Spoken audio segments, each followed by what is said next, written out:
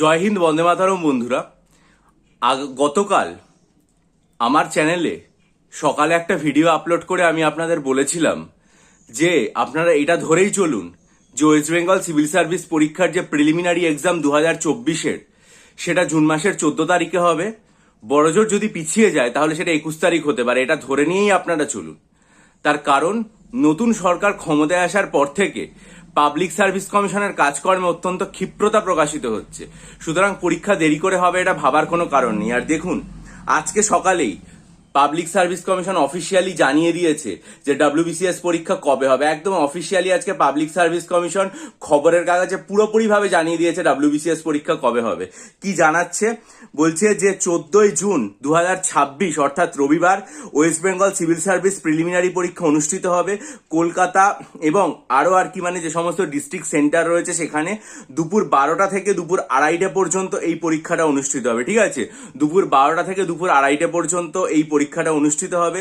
ক্যান্ডিডেটদেরকে তাদের যে exam venue সেটাতে 11:30টার মধ্যে প্রত্যেককে এন্ট্রি নিতে বলা হয়েছে এবং এটা ডেপুটি সেক্রেটারির যে অর্ডার এক্সামিনেশন তার অর্ডারে এটা পরিষ্কার বলে দেওয়া হয়েছে। আমি আপনাদের আবার দেখিয়ে দিতে চাইবো যে আজকে দেখুন খবরের কাগজে পাবলিক সার্ভিস কমিশন খুব স্পষ্টভাবে জানিয়ে দিয়েছে যে ওয়েস্ট বেঙ্গল সিভিল সার্ভিস পরীক্ষা 2024 যেটা সেটা অনুষ্ঠিত হবে 14 জুন।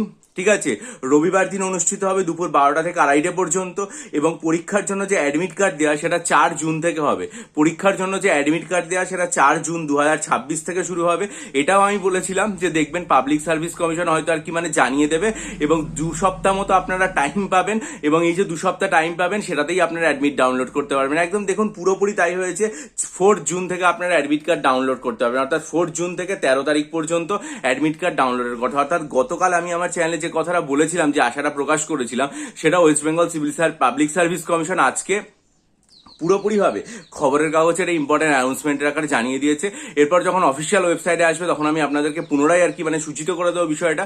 সুতরাং আর কোনো দ্বিধাদ্বন্দ্ব থাকলো না এবং নতুন সরকার ক্ষমতায় আসার পর থেকে বা নতুন মন্ত্রিসভা দায়িত্ব গ্রহণের পর থেকে যে সত্যি সত্যি আমাদের রাজ্যে চাকরি প্রার্থী যুবক যুবতীদের জন্য এত ধনাত্মক এবং ইতিবাচক কর্মকাণ্ড হচ্ছে, তার জন্য নতুন সরকারকে অনেক শুভেচ্ছা এবং আশা রাখবো যে পাবলিক সার্ভিস কমিশন এইরকম দ্রুততা এবং ক্ষিপ্রতার সাথেই তার সমস্ত কাজ চালিয়ে যাবে।